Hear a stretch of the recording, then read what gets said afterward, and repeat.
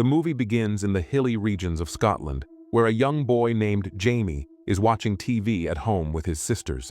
Suddenly, Jamie's mother rushes in, clearly terrified, and tells them all to stay inside before locking the door from the outside. But the next moment, screams coming from outside start to terrify the children. Jamie runs to the door, calling out for his mother, but before he can do anything, people infected with the rage virus break through the door and brutally kill all the children. Jamie somehow manages to escape, but outside, the infected have already attacked his mother and the rest of the family. Terrified, Jamie runs to a nearby church, where his father, who is also the priest there, is staying. His father believes the virus is a sign of Judgment Day and accepts it as God's will. He gives Jamie a pendant with a cross on it, telling him to keep it with him always. Just then, the infected break into the church. His father tells Jamie to run and sacrifices himself to the infected, becoming one of them. But by then, Jamie manages to escape. Over the next few days, the rage virus completely destroys the entire United Kingdom.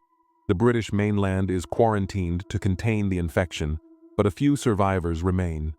Over the next 28 years, those survivors learn to live among the infected and build a small village on a safe island called Lindis, off the mainland. Now, on this same island, we see a 12-year-old boy named Spike.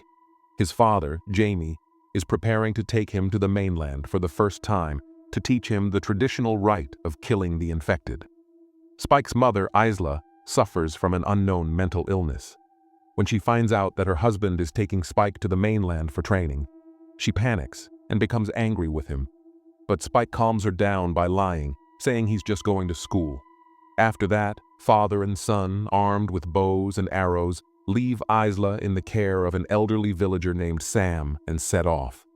The entire village wishes Spike good luck, and at the gate, Jenny reminds him of the rules. If you go to the mainland and don't come back, no one will come to rescue you from here, because they've already lost many people during previous rescue attempts. After that, the gate is opened for the two of them, and they start heading toward the mainland using the only path that connects their island to it. A path that's only visible during low tide and completely disappears underwater during high tide. The mainland is still completely overrun by the infected, so Spike's father warns him to be careful as they make their way through the forest. That's where they encounter their first target, a huge, crawling zombie. Following his father's instructions, Spike shoots an arrow straight into the zombie's neck, making his first kill. But the noise attracts more zombies, and his father quickly takes them out. They move ahead and reach an open field where they see a herd of deer running, a strangely beautiful sight. Nearby, they notice an abandoned house, so they go inside to look for supplies. But then, in one of the rooms, they find an infected man hanging upside down, tied up, with the name Jimmy carved into his stomach, as if someone was leaving a warning for others. Spike's father tells him to finish the infected off, but Spike hesitates in fear. Just then, the infected breaks free, and in panic, Spike shoots an arrow straight into its head. Later, they come across the half-eaten carcass of a deer, its head hanging from a tree by the spine. Spike's father realizes this is the work of an alpha, a more evolved version of the virus. Terrified, he decides they must return to the village immediately. But as they reach another open field, an alpha and a large horde of infected spot them and start chasing them. Shooting arrows as they run, the two manage to escape back to the same house and climb up to the attic to hide. Even after staying hidden until evening, the alpha is still waiting for them outside. They've run out of arrows, so they decide to spend the night there. At night, Spike sees a fire burning deep in the jungle. But when he asks his father about it, his father avoids the question, saying, "I've never been there," and they both go to sleep. A little later, a herd of wild animals suddenly rushes past their house, shaking the ground so violently that the attic collapses. Spike's father manages to save him and get him out just in time. Hearing infected noises nearby, they escape before the creatures can reach them. They run all the way back to the shore and swim through the water path, trying to reach the island as fast as they can. They're just starting to feel relieved when they finally make it back safely to the island, when suddenly, an alpha comes charging at them from behind. They both sprint toward the gate. Hearing their screams, the guards wake up and start firing arrows at the Alpha, but they have no effect. The creature rises again and almost reaches Spike and his father, until one guard shoots a large, flaming arrow straight into its chest, bringing it down instantly. The guards then pull the two of them inside the gate. That night, the village throws a celebration in honor of Spike's first infected kill. His father proudly praises him in front of everyone. But later, when Spike steps outside, he sees his father secretly meeting another woman. Heartbroken, he returns home quietly. While talking to Sam, Spike learns that the fire they saw on the mainland might have been set by Dr. Kaysen. But Sam refuses to tell him anything more. So the next morning, Spike asks his father why they never take his mother to see Dr. Kaysen.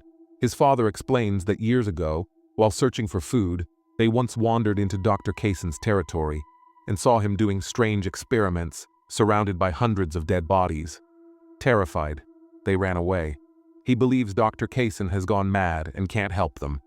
But Spike thinks all of this is a lie, and he starts accusing his father, saying, "You want to let Mom die just because of another woman." His father, angered, slaps him across the face. Spike runs to his mother, and his father, feeling regretful, follows him. Spike tells his father to stay away from them and points a knife at him. But his father calmly takes the knife from his hand, folds it shut, and places it back into Spike's palm before walking away. Determined to save his mother no matter what, Spike sets fire to a barn to create a distraction. While everyone rushes to put out the flames, he secretly takes his mother and heads toward the mainland. As soon as they cross the sea, his mother realizes they've reached a dangerous part of the mainland and insists on going back. But Spike reassures her that he's taking her to a doctor who can heal her, and they continue onward. By evening, they find shelter in an abandoned church. Spike tells his mother to rest while he stays awake to keep watch. But before long, he dozes off. And moments later, a crawling zombie creeps up to his neck. Suddenly, his mother wakes up and kills the zombie. When she comes to her senses, though, she has no memory of what she did. Meanwhile, a few quarantine patrol soldiers reach the mainland after their boat sinks. But their team is quickly wiped out by infected attackers, and they're forced to kill some of their own who get infected. The three remaining soldiers take refuge in a dark sewage tunnel, only to encounter a massive alpha. The creature is so powerful that it rips one soldier's head and spine off in a single move. In the end, only one soldier manages to escape alive. On the other side, Spike and his mother reach a wide field filled with yellow flowers. There, Spike's mother sees a strange metallic statue that reminds her of her childhood. Because of her illness, she mistakes Spike for his father. Just then, a skinny, infected man, who looks a lot like Cillian Murphy, sneaks up on them. Spike quickly shoots him with an arrow just in time, but the sound attracts a swarm of zombies toward them, forcing the two to run for their lives and hide inside an old gas station. However, the place is already filled with flammable gas, making it hard for them to breathe. Soon, zombies begin breaking in, leaving them with no escape. At that moment, a soldier named Eric arrives and blows up the entire gas station, saving them both. At first, Eric is frustrated because he's stranded on the mainland, but when Spike tells him his mother is sick and he's taking her to a doctor, Eric agrees to help. He carries Spike's mother on his back and travels with them. Along the way, Eric explains that all his fellow soldiers were killed, and no one is coming to rescue him from the mainland. Spike then tells him he can come stay in his village, but first they need to reach the doctor. The doctor's place is very far, so the three stop in an open field to rest for a while. Spike shares some apples he brought, and Eric shows him a picture of his fiancée on his phone. But Spike, who has never seen a phone or the outside world, is amazed. When they continue their journey, Spike's mother hears someone screaming and climbs into an old, broken train. Inside, they find an infected woman who's about to give birth. Out of humanity, Spike's mother helps deliver the baby. But after giving birth, the woman turns violent again, and Eric shoots her. He's about to kill the newborn too, thinking it might be infected, but Spike and his mother stop him, believing the baby is still human. Suddenly, the woman's husband, An alpha appears, grabs Eric, and brutally rips out his spine and head. Holding Eric's severed head in his hand, the alpha starts chasing Spike and his mother. Both of them ran out of the train with the little girl. Just then, Dr. Kelson arrives and injects Alpha with a syringe, knocking him unconscious and saving them. To protect himself from the virus, he has covered his entire body with iodine. He takes Eric's head from Alpha and brings the two to a memorial he built out of human skulls to honor those who died. He cleans Eric's skull and tells Spike to place it in the memorial as well. When Dr. Kelson examines Spike's mother, he discovers that she has the final stage of brain cancer. Spike's mother admits that she already suspected it, but didn't want Spike to find out directly from her. She wanted someone else to tell him. Spike begs Dr. Kelson to save his mother. But when the doctor explains that without proper equipment she cannot be cured and will soon die, Spike breaks down. His mother, however, accepts her fate calmly. She asks Dr. Kelson to sedate Spike so he won't have to watch, and then she goes with the doctor to accept a painless death. Afterward, Dr. Kelson gives her skull to Spike, who places it at the top of the memorial in her memory. Following Dr. Kelson's advice, Spike returns to his village with the little girl. He leaves her at the gate and writes a letter to his father, explaining that he has named the girl Ayla after his mother. Spike's father runs toward the shore to stop him, but by then the tide has already risen, and Spike is gone. 28 days later, we see Spike on the mainland, catching and cooking fish. Suddenly, some zombies spot him and start chasing. Spike fights back and kills one of the infected, but gets trapped in a dead end. Just then, a man with blonde hair shows up with a group of survivors and helps Spike fight off the remaining zombies. It turns out the man is Jimmy, the boy from the beginning of the movie, now all grown up, and he still wears the locket his father gave him.